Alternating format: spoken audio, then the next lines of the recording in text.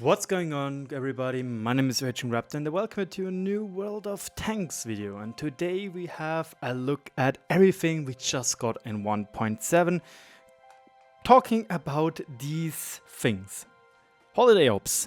Because Holiday Ops is filled with a lot of loot box stuff, a lot of new things and 3 new tanks, which I want to quickly skim over.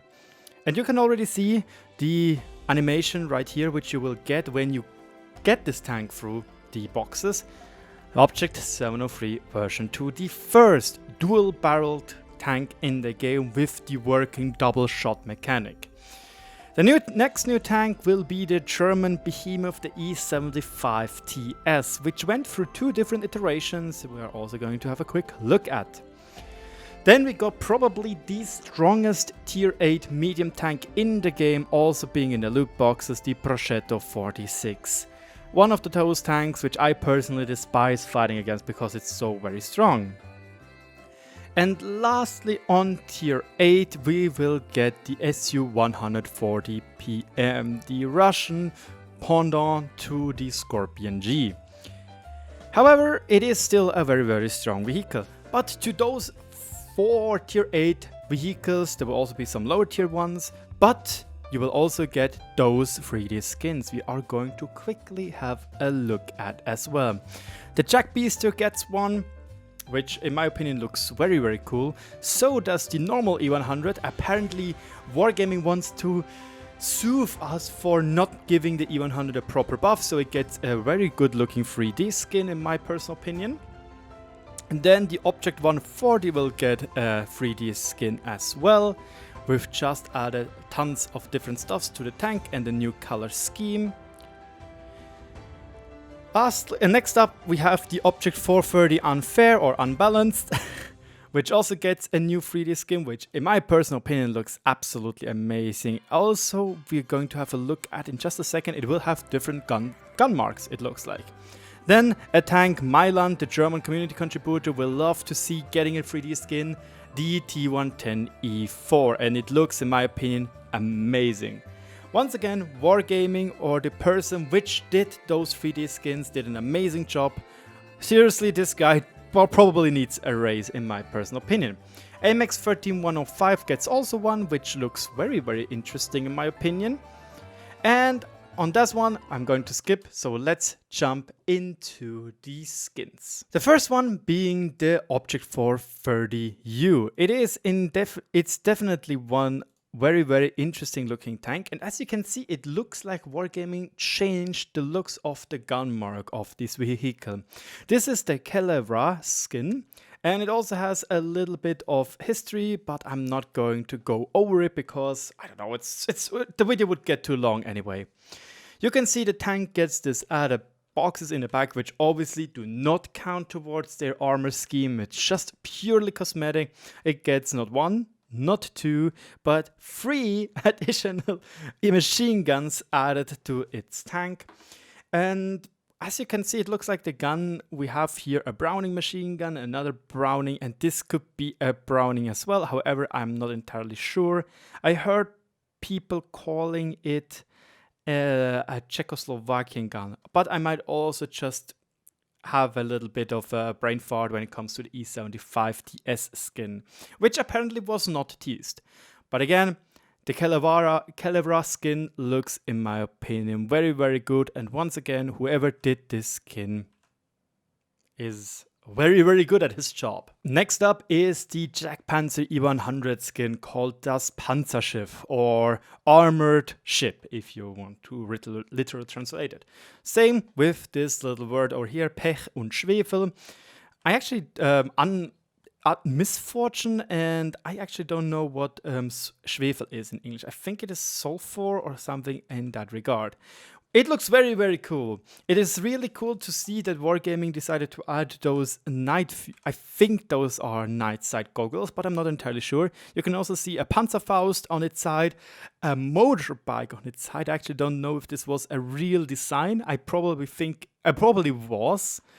And you can see they totally added to the whole scheme of the tank and also give it some, how should I say, lively or make this tank more alive, especially just adding this crane. As stupid as it sounds to you or some of you, I think this is a very nice addition because it shows that they needed help with loading those 17 centimeter shells into the tank, like they would have with the Sturmtiger. Also, you get this Nightlight, and we get a Fliegerfaust. Apparently, because of Battlefield 5 having a Fliegerfaust, now every German tank gets a Fliegerfaust. And you get a Fliegerfaust, and you get a Fliegerfaust. But yeah, that's the Jagdpanzer E-100. It looks very cool. I definitely like that they made this look like a real combat vehicle or a combat support vehicle, you know? Like, for example, that you had, this would be the leader of an attack group, for example, being escorted by some Tiger 2s or something, but this is like the commando vehicle, hence why it has the searching light, hence why it has those night vision thingy, hence why it has an additional machine gun being mounted on this superstructure part, and the motorcycle for the commando, I don't know, to get away quickly. It looks really cool and it shows that there was some thought put behind it. Next up is the E4 skin. And apparently it looks like this is going to be something about, well, Hawaii? I'm not sure. This E4 skill is called the Major Ram. And I don't really know exactly the story behind this skin, but again, it looks very, very cool. I like that they added one of those division signs, probably an armored tank destroyer platoon or division. And overall, I think, once again, whoever does those skins does a very, very good job. And the tank looks very, very cool indeed. My only real issue with the tanks, with the skins in general, are I would like to add my personal emblem on them, or some inscriptions, like numbers, if there is space on it. Maybe we'll get this in the future. It will be a great addition to the customization. Next up, we have the normal E100 called Klarer Himmel, which is clear sky. And I love the color scheme. Like, it looks, I just have a thing for white, red, and green, especially white and red. I usually use it on personal tanks where I just put camo on it, and you can see that we once again have the dreaded Fliegerfaust, and it looks like this is either a 20mm or a 47mm AA gun, a dual barreled machine gun, and it looks like Hitler's chainsaw over here.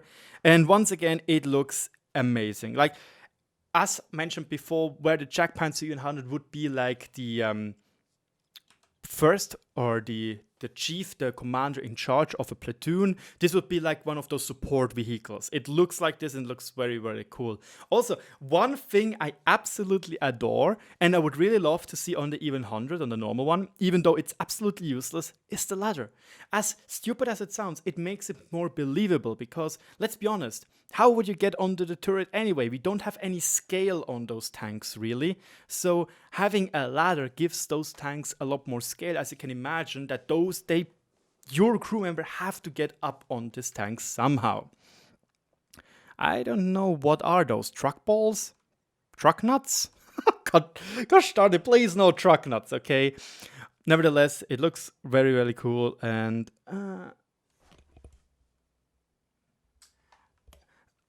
I don't know what is really written here. Luftdichter Patronenkehsteg. I like luftdicht means airtight. Patronen means bullets, basically. And Kehsteg, I don't know what they mean with that. Might be a little bit of a translation error. Next up, we have the Viper Noir, the AMX 13105 skin. Really also looks great in my opinion. Maybe a tiny touch.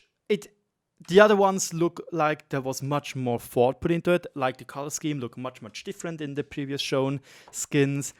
Here it's just this noir, this blackish color, which makes sense because the tank is called Viper Noir. So yeah, I take it. It looks cool. Still, would love to put a Raptor head over here.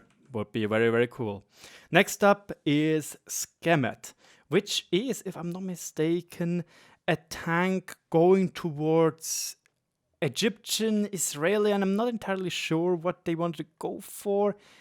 It looks like Egyptian. I'm not sure. If you know, you can let me know in the comment section below. And once again, a lot of different things were added to the tank, and it makes this tank look like it is from around the 1970s or something, because we have an RPG-7, which obviously is the most known rocket launcher of the Russian army. And yeah, in general, once again, it looks very good, and it gives us this Israeli, Afghanistan, like Egyptian vibe a little bit. So I would love to see such a skin for the M4A1 Revalorisé, because it was, I think, an Israeli-made project to pump a 105mm gun on a Sherman chassis. But yeah, this is the tank you can see right here, and it looks like we even get an AK-47. So finally, in true fashion, in true Ruski fashion, we can rush B, Zugabliat. We finally can. But yeah, those are the skins for you. So now let's jump into the tank previews. First, let's start with the 703 version 2 122mm variant. So yes, Wargaming actually decided on making this the 122mm version. If you didn't know previously, there were two versions of this tank in the super tests or being tested, a 100mm version and a 122mm version. Meaning that both, one tank had 300 alpha, this tank has 390 alpha. And once again, I have to say, even though the new mechanic is very, very, very, very interesting, it's very interesting, and the alpha is high. Like, in the matter of one click, you can do up to 780 damage. Also, one thing which is also very important to note about those two guns, or shooting twice at the same time, is that you do not give the enemy a chance to repair something. So ammo racks can be more consistent with a tank like this, just to keep in mind. However, the normal DPM is actually very poor. 12 seconds is a very, very long stock reload time for 390 alpha. And you can see that this tank has, like the Italian tanks, has a auto reloader mechanic when you're not using the dual barrel gun. We already discussed it. Basically, if you shoot one by one, it's a normal tank. If every 12 seconds, it's a normal tank. If you decide to shoot quicker, you have a 2-round reloader, like one barrel and the other barrel, and needs 5 seconds before you can shoot the second one. And the third option is the dreaded double shot, where you need 3 seconds of preparation time, where you have to keep the mouse button pressed down. And no, Wargaming, I don't want to buy World of Tanks Premium because I still have 152 days. Darn you for screwing up my video. But yeah, and then both guns are getting locked for 4 seconds before one gun starts to get reloaded. So if you really want to do the double shot, you need to wait in total 28-ish seconds, which is a very, very, very, very long time. Also, as you can see, those guns do not have tank gun rammers, because otherwise you would see in the parameter modifiers the tank gun rammer. Nevertheless, 5 degrees of gun depression is meh. Aim time 3.36 seconds is very, very long. Accuracy, bleh. The DPM is actually pretty decent. Like 2000 is workable with. Like, it's very workable with for what this tank can deal. To the armor. The armor is very, very interesting.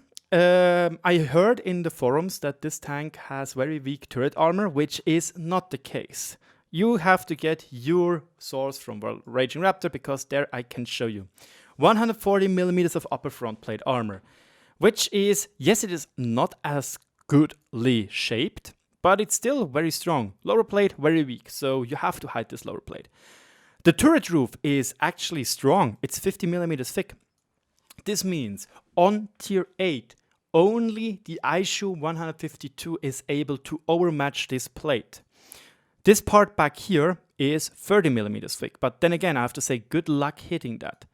Also interesting to note, you can see that this part is 20mm thick and this in the butt is 60mm thick, meaning that tanks like EBRs can penetrate it and Arty can penetrate over here. Lastly, the cupolas, they are small, which is unfortunate, and they are still very thick, or reasonable thick.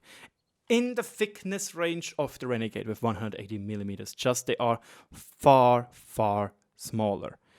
Again, interesting enough, 20 millimeters over here. So if you want to penetrate the 703 version 2, don't go for the turret roof, try to go for those spots over here. Also, it has the dreaded black hole dispenser on the side of the IS-3, so keep an eye out for that. Nevertheless, the turret otherwise is definitely not too shabby. Everything has well roundness in it. The cheeks are reasonable thick. The gun mantlet is reasonable-ish thick, depending where you're hitting. So yeah, armor-wise, it looks like a tough cookie. Mobility-wise, it's, I guess for what it has, the double-barreled gun, it's okay. And fuel range, it's usual, as we know from Ruski Tankus on tier 8, it's poor. So yeah, will be interesting to see how this tank performs. I have no clue whatsoever how this tank really performs. So yeah,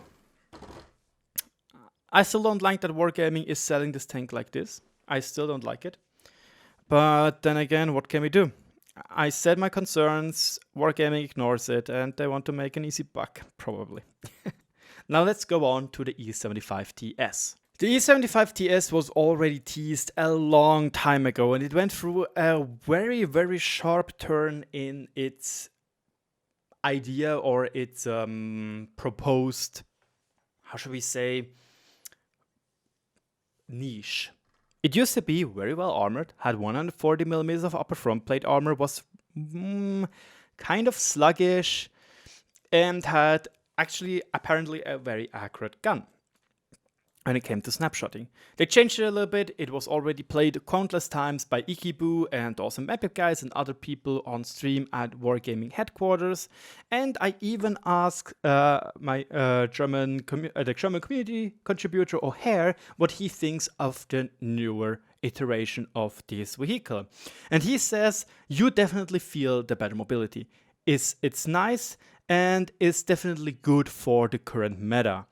But it just feels like that every single German heavy tank has to be soft when it comes to armor-wise. Probably this is why the armor nerfs. So I think he did there a little bit of a cheeky, come on Wargaming, of course German tanks are trash. He said that previously the gun was very, very good. Now it's meh. He also thinks that the old version just felt like it would have hit much, much more. But he says with the current top speed, it's definitely something like a medium hybrid. And the HP per ton ratio is very, very decent and something you can use. And you can see it is a new gun. It's a 360 Alpha gun, which is the same which we would find on the Renegade. The DPM, however, is much worse. But it looks like for that we get a much sturdier turret with a much smaller cupola. So let's just jump into the armor model. The cupola is still, well, it can be high, as you can see, because of the roundness, but it's not this huge fat thing we know from the Renegade. The upper hull plate armor is underwhelming. I just have to say it like that. It's 120 millimeters. It's on par with the Tiger 2 effective armor. It's meh. It's really, really meh, I think. Lower plate, 95 millimeters. It has sharp angles, so maybe it will be able to bounce some stuff, but probably don't rely on it. The cool thing, however, is the turret. The turret looks decent. Like, it looks very, very good. Sure, we have 80mm spots in the gun mantlet, but then we have this 230mm spot. We have the 160mm of armor in those slopes. We have the cheeks, which are 230. We have the turret ring, which, if I am not mistaken, is, well, it is actually weak-ish, depending where you are hitting. You can see it's still a 230mm thing. So, no, it's not weakish. It's still very strong. I actually don't know where I got this 120mm.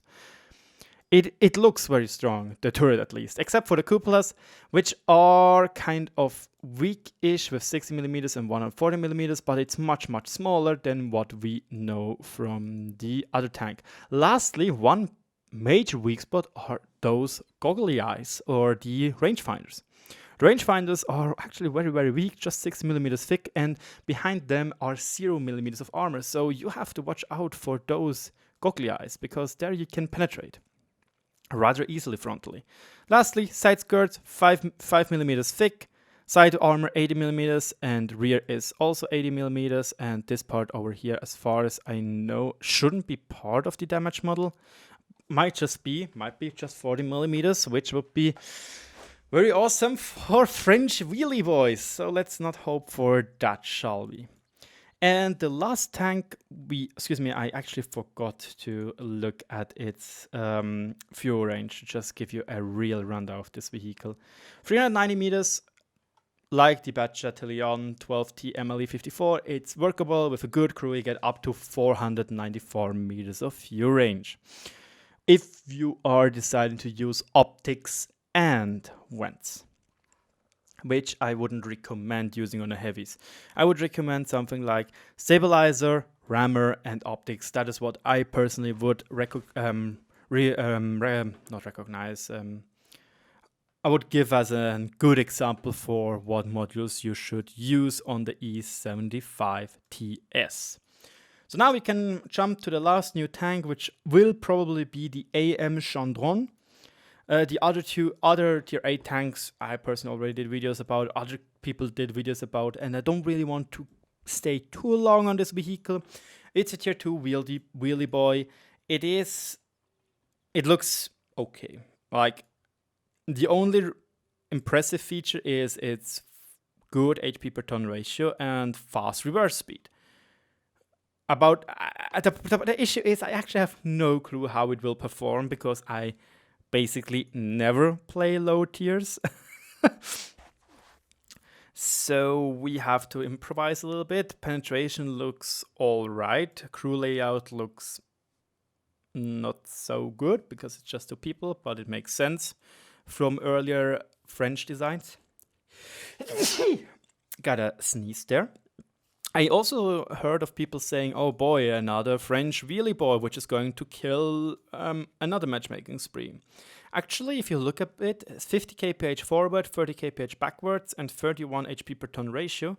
I just want to point out, as far as I know, the BT2, which is also a tier 2 tank, but Chiki Briki if Diamkia, has around the same...